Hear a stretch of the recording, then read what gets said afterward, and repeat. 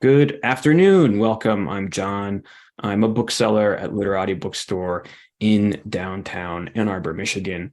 We're so pleased to welcome Agbaje-Williams in support of the three of us and in conversation this afternoon with Kirstin Chen. Just a quick webinar overview for those of you who are just joining us. The chat is closed this afternoon, but you can keep the chat window open. I'll be sharing links to purchase the three of us from Literati bookstore in the chat. And you can interact with us at any time if you're watching us live using the Q&A that's available to you on your webinar toolbar. So whenever you have a question, please feel free to submit it using the Q&A, and I'll read a selection of your questions at the conclusion of the conversation. And live transcription and closed captioning is available to you on your toolbar as well using the CC icon.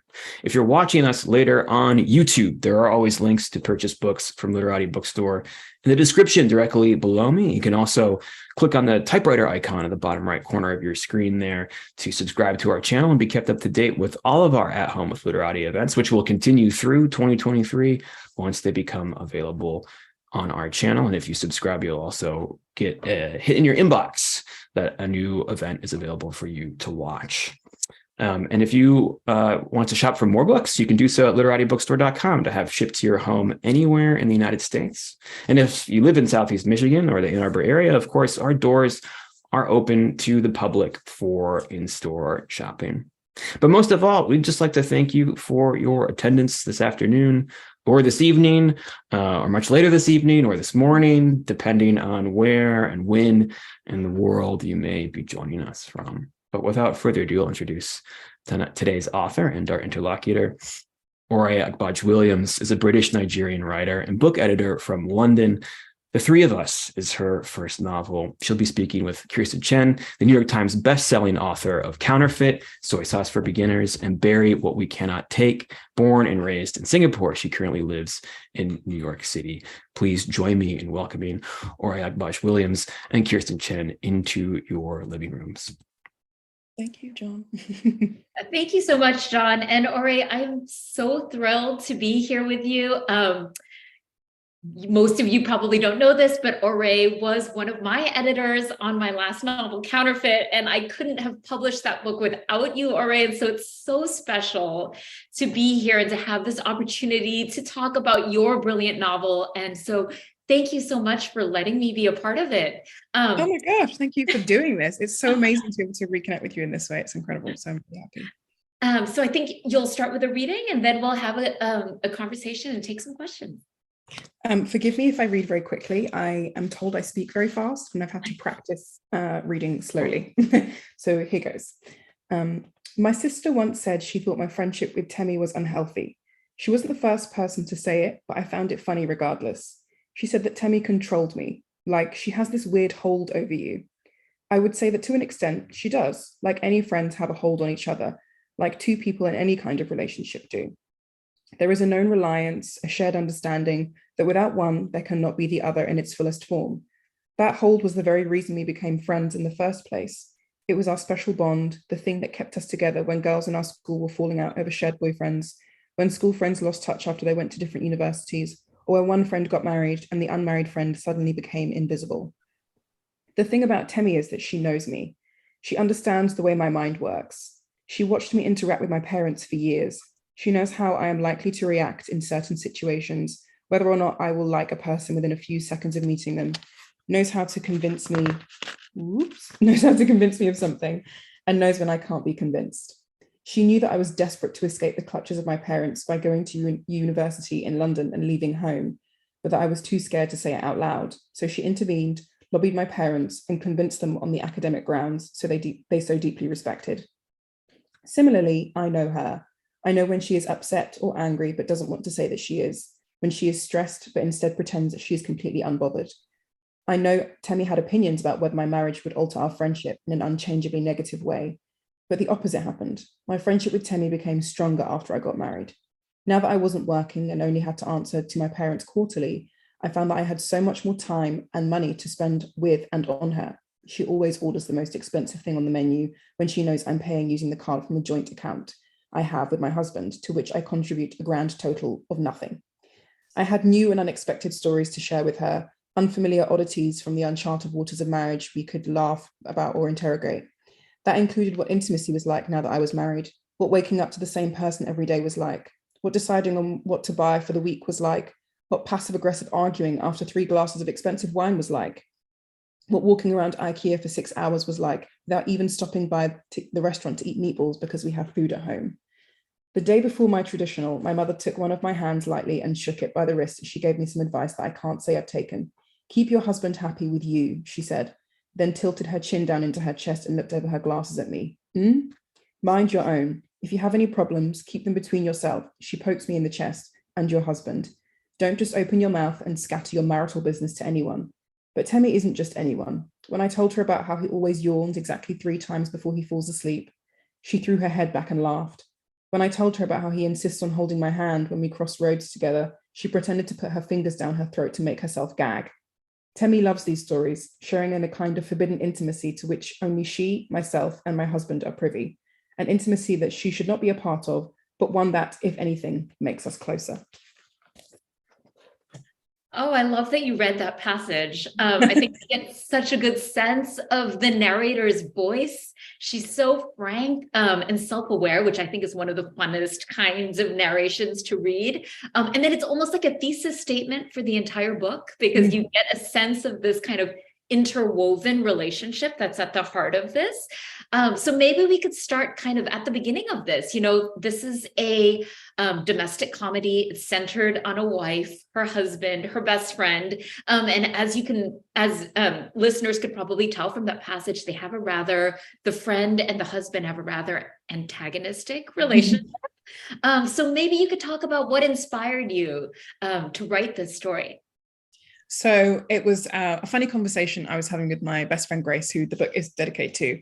And I was talking about a guy I'd started seeing, and I said, I really like him. And she was like, ugh, now you're going to get a boyfriend. I'm never going to see you. And I was like, no, he must understand that you come first, which was kind of a joke, but kind of not. And then it got me wondering, like, actually, what would happen if that was a real situation? And, a partner and a best friend or husband, best friend or whichever just didn't get along. And the person who was sort of in the middle of that had to deal with that situation. What would that be like? So I found that really interesting. And I was like, let me see what happens. And that first line in the book is exactly the same as I first wrote it. Temi comes over at 12. And that's just how the book began. And then sort of infused it with kind of sometimes the way my friends and I speak or the conversations we have. And someone who's read it described it as kind of like Nollywood, which is like a Nigerian Hollywood essentially. And that was a really fun description for me to see because of the drama and like the way that the parents behave and everything. So it's kind of infused with all of those, but it sparked from that conversation. So interesting that you said the first line stayed the same. So the name Temi came to you instantly. Yeah. And it's funny because I have a cousin called Temi, and I hope she doesn't read this book because she might think that I have something against her or something, but I don't. It's just the first name that popped into my head. And I thought also because, I really wanted to use a Nigerian name because I'm also Nigerian. So I thought, I feel like I should use a Nigerian name. I think that'll be nice. And that was, I think, just for some reason, the first one that popped into my head. Oh, that's Temi, your cousin should be flattered because I think it's a great character. You see behind some of the machinations. She's a wonderful character. But I wanted to dig into the structure of this book because I think it's one of the most striking and brilliant aspects of the novel is that the whole story takes place over the course of a single day. And that the narrative rotates through 3 different points of view. So we start with the wife, and then we hear from the husband, and then we hear from the best friend, and they're all kind of telling the same story, but through their perspective. So can you talk about how you came to this structure? So I actually started off, I don't think I knew that it was going to be over the course of one day when I first started writing it. But I did think I was just going to be going from the wife's perspective. And then I think after a little while, I kind of got bored with her. I was like, I want to hear, and I was writing about these other characters from her perspective. And I was like, I kind of want to hear what they have to say, what their take on everything is. So I said, okay, let me do the husband and the best friend. And then I thought to myself, do you know what, actually, this is a really tense situation. If I drag it out for weeks and weeks, I'm going to get bored as well as other readers getting bored. So I said, okay, let me just try and think of what's the best way to capture a really tense moment and something that's going to bubble over, is to put people in a really pressurized situation and give them time constraints so that everything they has to say kind of has to come out in that time period. And so I was like, okay, let's do it over the course of one day, and particularly, I suppose, the course of one afternoon, really. So half a day. And then I thought, once you add the wine into the mix, they can't be drinking all day long because that would result in medical disaster. So as my editor Sally knows, so I thought, let me keep it to one afternoon, and sort of see where the drama takes them and the influence of alcohol. And they do kind of drink continuously through that afternoon. Yeah. So you think that particular part. But it's so interesting that you chose to do all three voices in the first person, which I think can be really challenging because obviously you have to distinguish each of these characters. They have to have a distinct perspective, and you absolutely achieve that. So can you talk about building those individual voices between, amidst this constraint that you've kind of set for yourself? Yeah, so the wife's, I think, was probably, well, obviously it was the first one that I wrote, and it was a lot longer than it is now. And the husband's and Temi's sections were a lot shorter when I first wrote it. I padded it out with my agent before we sort of sent it out to publishers. But I think for the most part, I very much was able to find the wife's voice because I felt that the story was coming from her. So it was so much easier to sort of inhabit her voice and who she was and what she liked and didn't like and that kind of thing, and build a history for her. But then, and also because her voice is quite like droll and one note, I thought that was a lot easier to do. It wasn't easy in general, but it was like easy to kind of find that tone. And then for the husband, I was concerned about writing a man, actually, because I didn't want him to come across as incredibly stereotypical. I really wanted people to kind of change their allegiances as they go through the book and get different perspectives and think, oh, wait, but I've heard the story in this way, in this version, I've heard this one in another way. And so I thought it's really important that I get his voice right and his tone. And something that I found really interesting is that a lot of people have said that they find his section the funniest. And actually, I would have thought that people found Temi's the funniest because I thought, she's there with the snippy insults, but they find him the funniest, which is interesting. And I also wanted to make him a bit of a moaner. He's just complaining about everything. And I think that's probably the way that I found easiest to kind of figure out who he was. But then I also wrote character profiles for the husband and Temi as well, because I didn't know them very well and they felt quite 2D when I first started writing it. And I thought to myself, they need to be more well-rounded characters.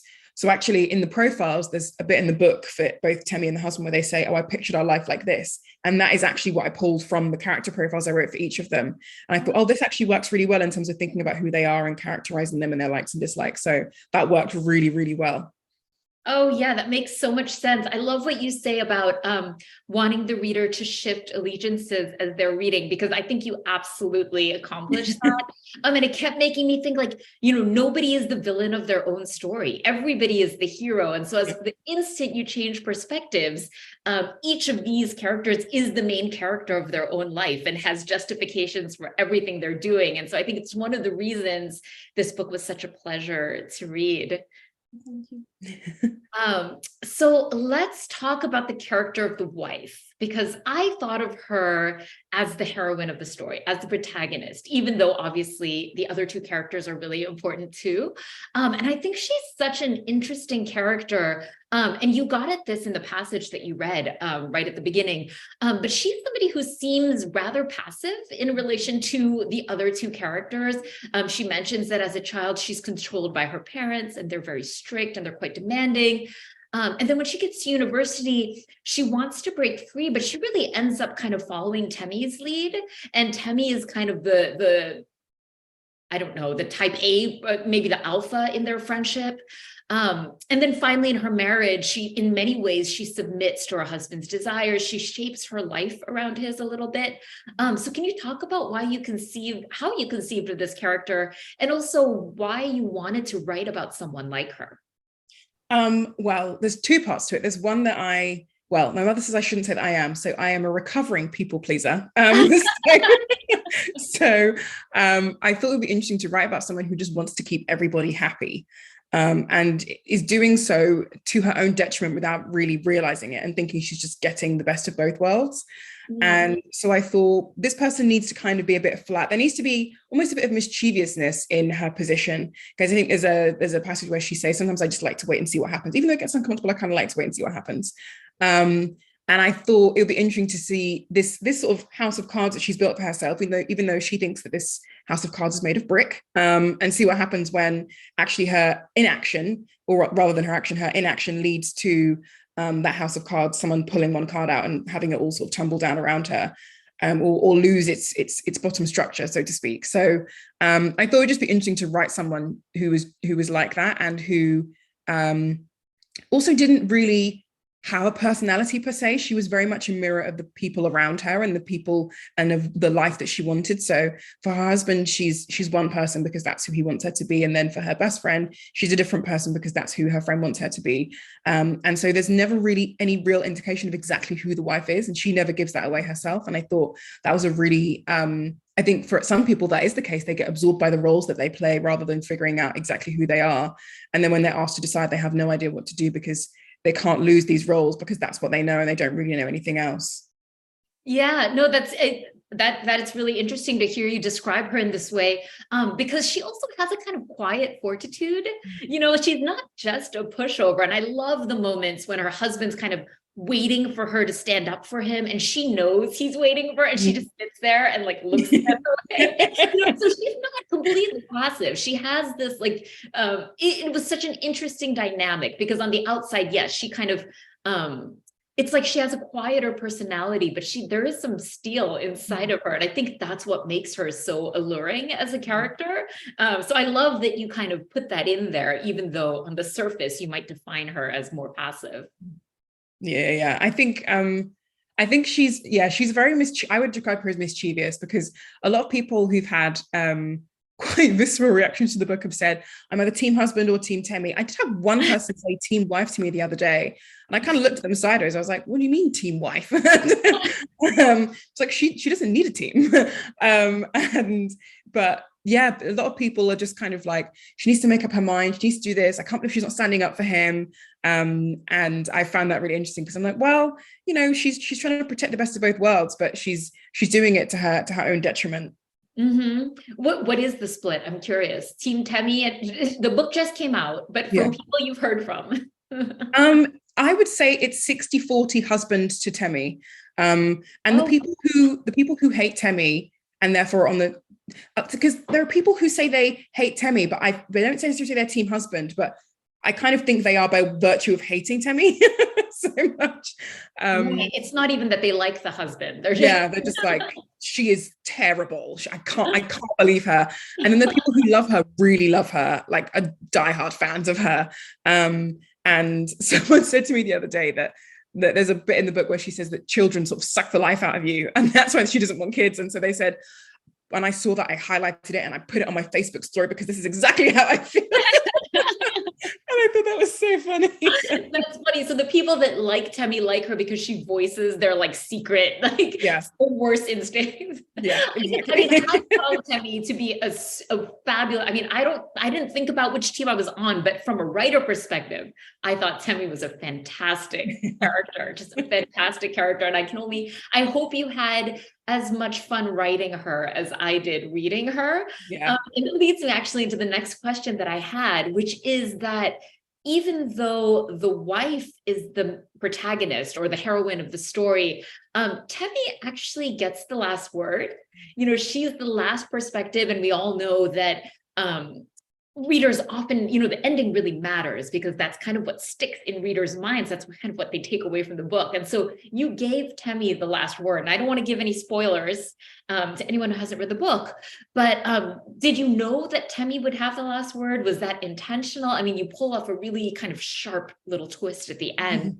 That is just so smartly done. And so I'm curious about how you wrote that last section. So originally the ending was completely different, actually. And when I think about that ending now, I have to laugh, and I have to be so grateful to my agent, because she's the one who was like, this ending isn't really delivering. And I mean, I sent the first draft to her in a complete rush. So I wasn't really trying to do anything particularly good. I was just trying to get a first draft done. But then she made me think about some of the themes in the book. And I think it's interesting because when I wrote that ending, like the ending, I thought, oh, this is a really sort of fun way to end it. And then when we were recording the audiobook, someone was saying, oh, actually, I don't know if that's her perspective. I wonder if that's a little bit of everybody getting their sort of perspective in, which I'd never really thought about before. And I was like, oh, that's so interesting. But even in that way, she still has the last word. And I think it kind of mirrors her relationship with the wife, in that she's always the one who gets to kind of say what they do and when they do it. And in this instance, even though, the wife has been trying to protect her peace and have what she wants, best of both worlds, that Temi's still here and she's like, well, no, this is how it's going to be. And so I thought that'd be really interesting to end it like that. And it's funny because when I wrote it, I didn't necessarily think it was a twist, because I thought to myself, oh, this is a perfect way to get readers to decide who they think is telling the truth and who they think has been misrepresented and who they think is an unreliable narrator, and whether or not they think the whole book's been narrated by the same person, just from 3 different perspectives, or that kind of thing. I thought that would be a really interesting way to do that. But then people are like, what a twist. And they're like, what happens? And I was like, I don't know. You guys decide. It belongs to you now. It's your story. You tell me what you think happens based on who you trust and who you don't trust. That's so not to make this about me, but when many people have talked about the twist in the ending of my book, which I don't think of as a twist at all, because I think in our minds, we were maybe working, when you revise so many times, you're working toward it and you're like, I built toward this ending. It's not a twist, it's something that was very purposely planned. But it's just, one of the things one of the lessons of publishing a book is that you can't control how readers read it, and also that there's so much joy and discovery once you get to hear from readers. Exactly. Which it sounds like your twist made my jaw drop when I read it. I was like, well, anyway, we can talk about that offline. But back to your book, I wanted to talk about a little bit about your friend Grace, because you talked about her as kind of being the inspiration. The very seed of this book was when you had this interaction with her, and you jokingly said that she would always be first in your life. And I don't know how many readers do this, but when I pick up a book, I always look at the dedication and then I flip straight to the acknowledgements. So that's the first thing that I read. Right. And it gives you it's such an interesting window into the writer, especially if you know the writer a little bit. It's just so fun. And so I did that same thing with your book, obviously. And your book opens with a dedication, quote, for Grace, duh. And that clued me in, okay, she's probably her best friend. And then in the acknowledgements, you go on to say that, quote, this book is a real thing because of Grace's belief and encouragement, which I thought was so wonderful. And I think you mentioned your sisterhood with her. And so I wondered if you could talk about how your friendship influenced, your real life friendship influenced this fictional friendship. And I don't really mean which of the details are autobiographical, or just what's at the heart of, what was it that you were trying to capture at the heart of this friendship? I think the strength of a bond that you have with someone, because I think even in my acknowledgements, I refer to Grace as my rib, she's my extra arm, and she lives in Canada now, which is so horrible for me. Very happy for her. But she didn't put you first, and exactly, she didn't put me first. I still love her though, it's fine. But that strength of that bond that you can have with someone, and how deep that can go, and what happens when something comes in and disrupts that potentially. And I also wanted to sort of infuse some of the way that they talk to each other and the way that they interact. And even the fact that I think at the beginning of the book, there's a passage, I don't know why I keep saying I think when I know, because I wrote it. But at the beginning of the book, when the wife is talking about, some of the dates that Temi's been on, and there's a guy who texts her really long messages they're going to read through later. And I remember Grace and I sitting and going through text messages that guys had sent us, and we were like, this is so cringe, or what is this? And I think from the part of what I got from my friendships was the bond, and then also the fun of it and the hilarious moments, and telling the stories about people we dated and trying on clothes. I don't think I put it in the book, but there's something that Grace does when she thinks something's nice. But she's not like, oh, I really like this. She'll be like, oh, cute. And I can tell by the way she says it, or when she writes it. And then when she likes, she'll be like, oh, cute, like with loads of U's, or I can hear the inflection in her voice. I think the sort of levels of enthusiasm, I think I've maybe put a little bit into the book as well, like the varying ways that, you know, Temi is happy about something, or the wife is happy about something, or she's not. And I think something that Grace said to me once is that the angrier I get, the more eloquent my insults become. And I think I put a little bit of that in there with Temi sometimes as well. She's got a lot. I mean, she's like an Aaron Sorkin character. Her one-liners are really incisive. I wonder too, did you feel like that was something you hadn't seen in fiction? I guess with the way that my friends and I spoke, maybe not. I think I'd maybe seen it a bit in more like YA when I was younger, but not as much now. And I think also, I think there's a lot more of it now that I see, but I think I hadn't seen a lot of sort of young British Nigerians sort of living in the UK kind of thing. I'd maybe seen it on TV, but not necessarily in books a lot. And I really wanted to represent that. And especially because, especially quite wealthy Nigerians, they have this reputation of being very extravagant and lavish. And I kind of wanted to poke fun at that. And like the fact that they live these beautiful, lavish lives, but then they have these stupid little problems like that their wife's best friend won't leave and stuff like that. Yeah, I agree. I mean, I think that I will pick up almost any book on female friendship, and I think it's not. I do think it's not centered as much in adult fiction, and so I think that was one of the many reasons that your book was so fresh and just captivating, was because it centers female friendship in a really interesting way. I wanted to maybe switch gears a little bit and talk a little bit about the publishing side, because as I mentioned right at the very beginning of this, in addition to being a writer, you're an editor. You were an editor at HarperCollins UK for a number of years. And so I'm curious, given that you were sort of part of the publishing industry for so long, what was it like to experience publishing a book from the other side as an author? And also, was there anything that surprised you?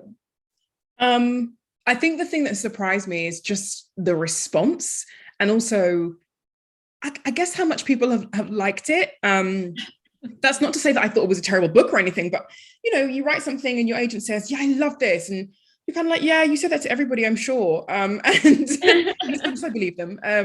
But you know, you don't necessarily think anything of it. So I think the response really shocked me.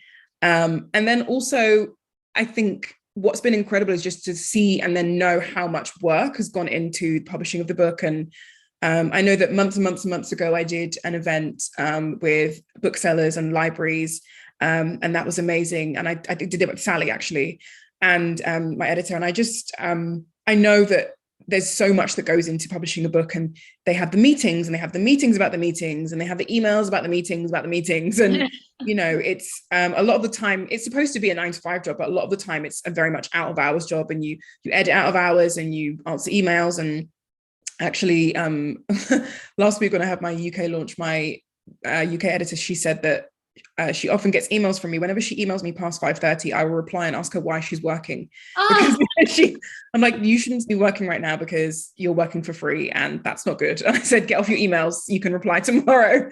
And when, you know, people like any of the team, like both teams have been said to me, oh, I'm so sorry for my delayed reply. And I'm like, it's been a day. It's really okay. But, you know, the culture in publishing is really fast paced, and it's quite pressurized. And I think the fact that they've been able to do anything, like achieve what they've done with this book, the cover and just like the quotes and the marketing and publicity and everything is just, and the fact that I'm able to do this amazing event with you is just testament to how incredibly hard they work. So I've just been so grateful that they've read it and enjoyed it. And then also that they've put so much work and time into it. I've really, really appreciated that. Oh, you must be a joy to work with, because you understand all the stuff that's going on. I mean, I felt like when we were working together, you responded to emails very quickly. Yeah. But what I did was anytime an author emailed me, even if like my boss was emailing me, I'd be like, I'm going to reply to my author first. Like author care is very important. So I was like, I'm going to reply to my author first. Oh, that's very, very sweet. So you mentioned your editor, Sally. So can you talk a little bit about your relationship with her? I know that writers want different things from their editors. You know, like some writers want an editor who will really dig into the text and like line edit and, you know, really get, I don't know, get their hands dirty with them. And others want like a big picture person who's much more like a cheerleader and a support member. So I'm curious what your relationship is like with Sally. I think she might be on this call maybe. So, what your relationship is like with her, and also how your experience as an editor kind of influenced what you wanted as an author. I think the one thing I knew was that I needed someone that I could trust, and also someone who I got along with, and someone who I knew was really well liked and respected by the people that they work with. And everybody who works with Sally has nothing but incredible things to say about her. And that's not just that she's a nice person, but she's an incredible editor and that she's amazing to work with. And that was so important to me because, you know, anybody who's worked in an office, you know, there are good people and there are nice people. And then there are people who are not so good or not so nice. And, you know, some people can be really nice to you when you're in a position that is, I guess, more respected. And then they can not so nice to people who are in more junior positions. And she's lovely to everybody. And I wanted someone like that. And also someone who I knew was a really great editor. And you can just look at the books that she's published to know that she's an amazing editor. And she's not only respected by the people that she's worked with as an editor, but also other authors who aren't published by her. They even know her and really respect and love her. And I was like, that's insane. That's so rare that happens. And that's how you know that someone is a real like gem of a human being.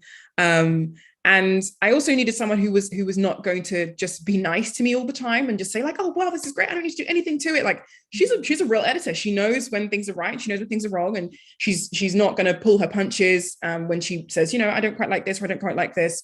And I think one of her most profound notes, which I laugh about every day almost, is that in the book, they drink a lot of wine anyway. However, when I first, obviously my agent and I did not pick this up at all. But when my UK editor, Shaker, and Sally first sent notes, at the end of Sally's note, she was like, okay, there's just one more thing. By my tally, they drink 13 bottles of wine and a bottle of whiskey. And I was like, oh my gosh. And she was so sweet though. She said, I'm not sure if this is a gag or if this is And I was like, oh no, that was just me saying, and another every time I was writing the wine. And so that was really funny to get that note. And just the fact that she picked that up, she's very detail oriented. She's really good at picking up details like that. And I really, really appreciated that. And I knew that that's what I wanted in an editor. And so honestly, it's just been such a dream working with her. She's so fantastic. And she's also but I think one of my favorite things about her is that she uses exclamation marks as much as I do in emails. I have to edit my emails when I'm writing to people. So I'm like, oh, you sound way too excited. But then I take them out and I feel like I sound too serious. But she loves exclamation marks just as much as me. And that's why I love her. Oh, that's wonderful. I love the specificity of all your comments, but it sounds like a dream relationship. I will say, and this is just a plug for you, that I still think about an edit that you gave me that was so detailed and incisive.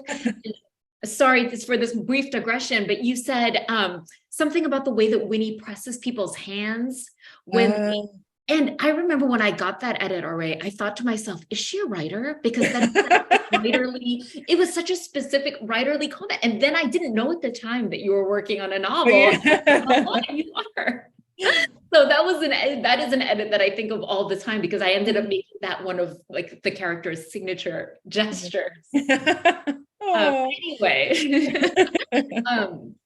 one of the really fun things that I learned while I was preparing for this talk is that you wrote this novel during NaNoWriMo, which if any of you don't know what that is, it's National Novel Writing Month. And I think it's November and it's 1 month and you can participate around the world. There's like an online community. And I think you write for a specific word count every day, right? Yeah, and that it's supposed to be like 1,000 words, something ridiculous like that. Yeah. The idea is that at the end of November, you have a full novel draft, correct? Yeah. Okay, so that's where you started this novel during lockdown, and then you actually submitted it under a pseudonym, which is so interesting. So can you tell us about your writing process and then also the submissions process?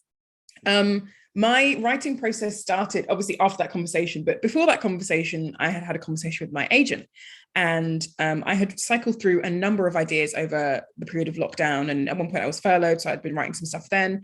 And I think at one point, I sent her something that was maybe 20,000 words, and she was like, "I just don't get it." And I think the problem was I was writing what I thought other people would enjoy. I wasn't writing what was authentic to me, and I hadn't quite found my writing voice yet. And so she said, I just need a first draft. And I was like, me too. I also need a first draft. And so I was like, okay, how do I do this? How do I figure this out? So when I came up with the idea, I was like, okay, finally, I can start working on something. And the thing with NaNoWriMo is that a friend of mine who's also a writer, she said, oh, I'm doing this as well. I'm working on my second book and you're working on yours. So why don't we sort of add each other on there, keep each other accountable? I think I contacted her once across the whole period that we were both doing it. We didn't really keep each other accountable at all. But I sat down every day at the end of the workday, closed my work laptop, opened my personal laptop. And some days I just stared at the Word doc like this and then closed my laptop. Some days I stared at it for a little while, wrote the word and, updated the tracker, and then closed my laptop. And some days I would have finished work and I'd be like, oh my gosh, I know exactly what I'm going to write. And I would sit there and write. But I definitely did not write 1,000 words a day. That was anyone who does do that, kudos to you, but I did not have that kind of stamina. I don't know how natural that is, especially after a long work day. Yeah. But it was really good to be able to have that discipline, to know that I need to at least go and open it and see what's there and be able to look at it. And that helped me to stay consistent with writing rather than, okay, I've written a few thousand words and I'm just going to close that for a while and then not come back to it. To have the consistency was really good and really important. And then the pseudonym thing, now that I think about it, I have to laugh because I think the publishing industry staff-wise in the UK has diversified a lot. But in terms of editors, a lot of the editors are still, most of them I think it's probably a mix of sort of male and female editors, but most of them are sort of white editors. So me putting in my bio, even though I had a pseudonym, that I'm a British Nigerian editor, I think that made it pretty obvious to people who knew that there was only really one British Nigerian editor. But I think the thing that I'd found as an editor was that a lot of the time, publishers, I found from meetings that they would sometimes overvalue a book just because somebody worked in the industry. And I really wanted the book to be, and because they knew who that person was and they knew they had connections, all that kind of stuff. And I wanted it to be valued on the content, not just on who they thought I was or who they thought I could get to do X, Y, and Z. I wanted them to be honest about whether or not they thought it was good. A few people figured it out, but my UK editor didn't actually figure out, which was great. So she had no idea it was me, which was nice. And then, but yeah, I think I just wanted it to sort of be evaluated on the contents rather than on anybody's name or anything like that, or any influence. But yeah, I think my UK editor who ended up with it is the only person who didn't know who I was. Everyone else figured it out. So it ended up being a futile effort. No, but that kind of speaks it tells us so much about your character, because I think the opposite reaction would also be valid, to say like, I'm a part of this industry, I know what I'm doing, I'm going to capitalize on all the years that I've spent, you know what I mean? Like, and for you to be like, no, I want, like, it's almost like you're like a celebrity's kid. You're like, I want to be succeed, baby. You want to succeed on your own merits, and you don't want to. I mean, it just is very admirable, I think. Do you want to tell us what your pseudonym was?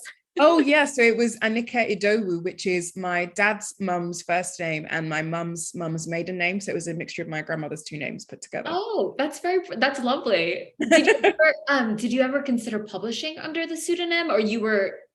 For a long time I was going to, and the thing that made me change my mind is that years ago now, over 5 years ago, my sister graduated from a university in Florida, and she'd done like a linguistics course.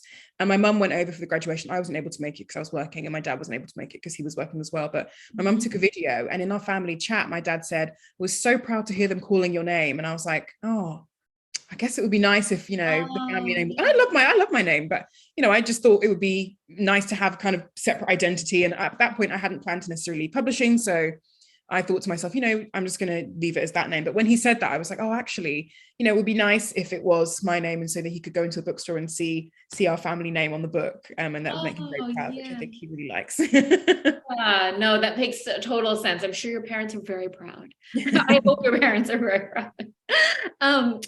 So I could talk to you forever, but I have one more kind of planned question, and then hopefully, and I think there's some reader questions have come in. So this is your cue to, if you have a question, type it into the Q&A. But I wanted to talk a little bit about the amazing reviews that this book has received. In addition to making so many of those most anticipated lists, you also received star reviews from BookPage and from Kirkus. And then there was that stunning review in the Washington Post from Ron Charles that came out yesterday, I believe. And so congratulations for that. I'm curious, what is your relationship to reviews from critics, reviews from readers? How do you approach those? I try to have a very open mind towards it. And I think my attitude going into it was that the book is out there. I can't change it. So if someone doesn't like something in the book, that's not really a me problem. It's kind of a them problem. And I can't do anything to control how they feel about it. So I'm just like, you just got to let them do what they want to do. And I just said to myself, if they don't like it, that's fine. Don't lose sleep over it. And I think the one and only time I've gone to actually look at reviews was months and months. I think this was late last year. And I think some galleys had gone out on NetGalley. And I went onto my Goodreads page, or the Goodreads page for the book. And I saw some of the reviews. And there are some really nice ones, but then a lot of them were like, she doesn't use quotation marks. It's really weird. I don't understand. Don't get me started on that. And I just laughed at them. I just had to laugh because I was like, people do this all the time. Like I'm not reinventing the wheel. It's nothing new. But also if that affects your reading of the book, that's a shame. But maybe you should try the audiobook when you have the time. But I just opened it and I laughed and I sent it to my friend and she was like, oh, who are these people? They don't know what they're talking about. And she's a real ride or die, my friend Amara. And so she then was like, don't look anywhere. I was like, I'm not going to look. And she's like, I'm going to send you the good ones. So every now and again, she sends me some really nice ones. Oh, that's very sweet. I think that's just such a sanguine and mature reaction. Yeah. Because like I said, I'm a recovering people pleaser. So in my mind, I was like, you're about to put a piece of work out there that you've worked really hard on. And then people who don't know you are going to write things about it on the internet. How do you feel about that? And I was like, you need to separate yourself from it as soon as you can. Otherwise, it's going to really affect you. But I think what's also lovely is that there have been book bloggers who've read it and haven't really liked it, but they've been really kind about not liking it. Because I think there's a way that you can be kind about not liking something. And they say, there was this and I liked this and I didn't like this. This wasn't really for me, but you guys should give it a go if this is the kind of thing that you like. And I really appreciate reviews like that, actually, because it's very easy to just be like, oh, this is terrible. I hate it. I don't like this at all. But it actually takes a level of kindness and consideration and thought to say, I didn't necessarily love it, but this is maybe something that if you like this kind of thing, you'd be really into. And I think reviews wise, all the positive ones they've just shocked me. And not because I thought the book was bad. I just, I don't know. I think sometimes you can really like something, but you don't know if necessarily everyone else is going to like it. But I think that's also a good thing because it meant that I was writing it for myself and for my own enjoyment and not to please anybody else. And so every time the team have sent over great reviews, I've just been in awe and I've just been so grateful that people have read it and then also felt compelled to share how much they like it. Because, a lot of book influencers, they don't necessarily get paid for sharing those books. They get the books for free, but they write about it and they promote it for free. And that's really generous and kind of them. And even these book publications, they probably get sent thousands of books every other day. And there's loads of books they have to read. And for them to pick out the three of us and to want to write about it and to, say those lovely things is just incredible. And I'm so, so grateful because I know, having worked in publishing, how rare it is, how hard it is to get reviews, all that kind of stuff. So just really, really grateful.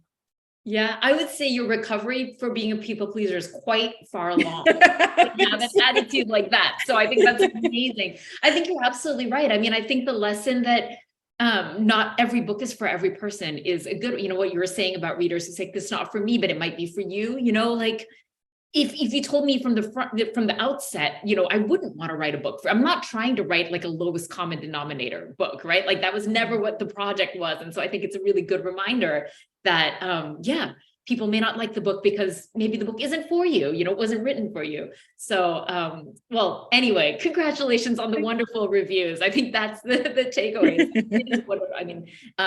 It is wonderful that this book has resonated so broadly. Thank you so much. Thank you. We do have a question in the Q&A, and I encourage all our viewers, if they have questions as well, to please submit them using the Q&A. Our first question is from Sally, who writes, the book is notably short, but has so many layers. Did you set out to write a short book? How did you know where to stop the story? Well, there are two answers. I think I probably wanted to write a short book because I'm lazy, in some senses. And then I think also, again, it was that fact that it's also I like short books. I really like short books. And also I thought that you're inside the heads of these people, you're inside their minds for so long. And I thought if I make it too long, like I said before, people are going to get bored. And also the time pressure of keeping it short and sweet means that people always know that something's got to be happening soon. There's got to be something where this sort of time pressure bomb is going to go off and something is about to happen. And I thought if I made it too long, it just wouldn't work. And also, I think it was mostly just, like I said, I love short books and I wanted to write something that I would like to read. And so I thought, oh, okay, if something's nice and short and sweet, that makes me pick it up. When I was in the UK and I was dropping off some proofs at bookshops at all the indie bookstores, I said, oh, could you recommend me the slimmest book that you really like? A, because I was going to be carrying them around all day, but also because I love a short book. And so that's also one of the reasons I love your book, Kirstin, because it's really sweet. And so I thought it's nice to keep it really short, but then still have those complexities in there and make it almost feel like a longer book, but in a short space of time.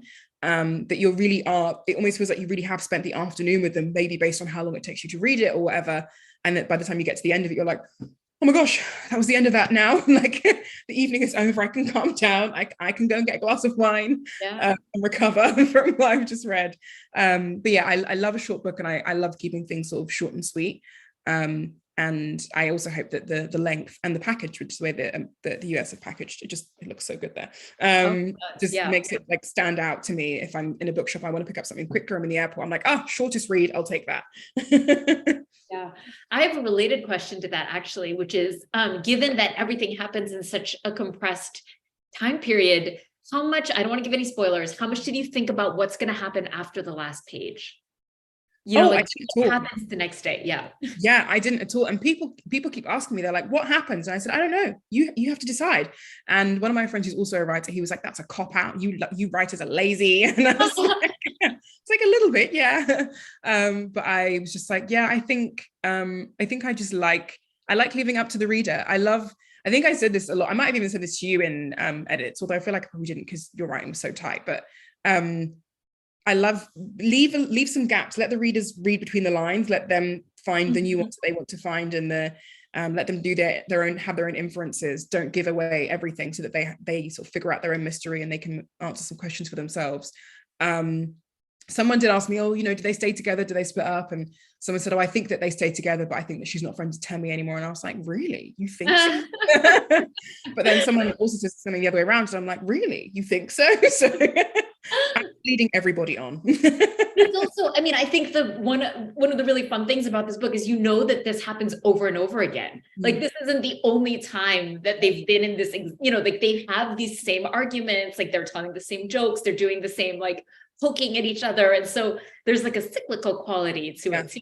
Like maybe what happens is that this just repeats itself every month. Yeah, probably. There's a question from a viewer. Did you deliberately set out to explore feminism and culture as well as the complex relationships? Culture, yes. Do you know what? Actually, the answer to everything is yes, but not in a very direct way. I think as I was writing, I was like, this is a thing that actually my friends and I have talked about, or I know that other people have talked about. I would love to sort of put some of that in. So even in terms of the things that some parents expect of their children, and I know that Nigerian society, modern society is changing, but in the past, Nigerian society can be very much, you need to get married, you need to have kids, you need to do this, and you need to have all these things done, and you need to tick all these boxes. And, some of my friends and I, we often talk about that we just wish that we could do nothing and get paid for it. And, that there's those differences in what people want to do. And when people want to get married or don't want to get married, and a lot of my friends are like, I'd be happy to be in a relationship, I don't want to get married, or, I don't want to get married or be in a relationship, period. I'm happy just being by myself. And so I kind of wanted to infuse some of that in there, and also some of the subversion to those Nigerian things where, you know, people like Temi, they don't want to get married, they live their own lives, they have their own careers, they do what they want. They kind of talk to their parents anyhow, or they don't talk to their parents at all. And I kind of like the idea of exploring that, and particularly having the Nigerian culture of like having a traditional wedding, and even putting in things like the food that the sister-in-law eats when she's asking about it. I have seen that in fiction before, and like fiction from Nigerian writers, but I definitely wanted to infuse some of that in there myself. And I think complex relationships absolutely was like the number one thing that I definitely wanted to explore, and how communication is so key, and deciding and figuring out who you are yourself before you even get into a relationship, so that you're not defined by the relationship, and then when that ends, you're kind of looking left and right and wondering who you are. I definitely wanted to explore that, and also just the multi-layered nature of relationships as well, that sometimes relationships are good for the specific time, and then they kind of fluctuate and they're not good for this, or, you know, sometimes my mum says that there are people who are in your life for a reason and a season, and I think that the relationships, that happens as well, and you just have to you just kind of have to figure that out and navigate that in your own way. But I definitely wanted to explore complex relationships, especially really uncomfortable ones, because personally, if I was in the situation, I would have spontaneously combusted a long time ago. But for these people, I was like, it's so fun to imagine it, but not have to deal with it personally. And it's a lot more fun to get into. Thank you. I think we have time for maybe one more question. So I'm happy to pass it back if there's one last question to wrap up. Sure. Let's see. I'm trying to think where I should go. Well, I have two questions, and already you can decide which one. The first question I had was that you talked about liking really short books, and I wondered if there were any books that were kind of touchstones for you as you were working on The Three of Us. And then the second question I had was if you wanted to talk about what you're working on next, which I know some authors don't like to. So that's the reason I'm giving you. Or maybe you can answer both if they're sure. Really short books I like. Oh, that's a good question. Or books that were just touchstones for me in general. I love the sparseness of Sally Rooney's writing. I think that she's really great at that sparseness. And also she doesn't use quotation marks in her book. And I really loved, your book was also something that I thought was really good for me because of the twists in it, genuinely. And also because it's so beautiful and short. And also the really snappy writing. And also I think there are ways that you make fun of, and I think you do in a nice way, like Chinese culture and things like that. I think you do that in a really funny way in the book. And I love that. And I kind of wanted to make fun of Nigerian culture in that way as well in The Three of Us. And also I really loved, and I rave about this book all the time, and it sounds like it's a plug, but it's not.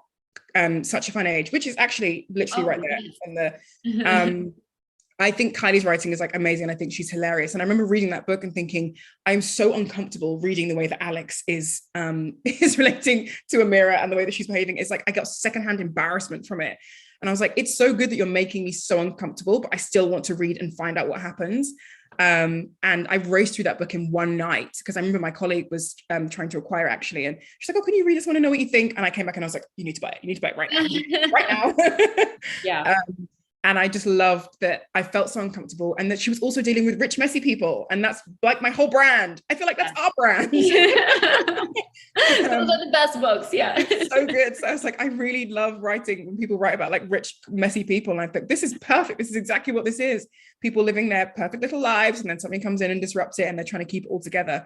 So I love that. And it just so happens that those books are all written by women. And I don't know what that says, apart from the fact that women are great writers. Yeah. I think we've reached the top of the hour here at Home with Literati. Although I would love to listen to both of you chat for another hour. I just don't want to keep you from the rest of your day. So Ore Agbaje-Williams, Kirstin Chen, thank you so much for joining us today on At Home with Literati. Hope to have you in the bookstore in the not too distant future for your next books. And to all of our viewers, thank you so much for joining us this afternoon. We look forward to seeing you at our next event. Don't forget to purchase the book from Literati. You can purchase copies of The Three of Us. There's a link in the chat. There's a link in the description below me on YouTube. And we'll see you at the next event. Take care. Thank you so much.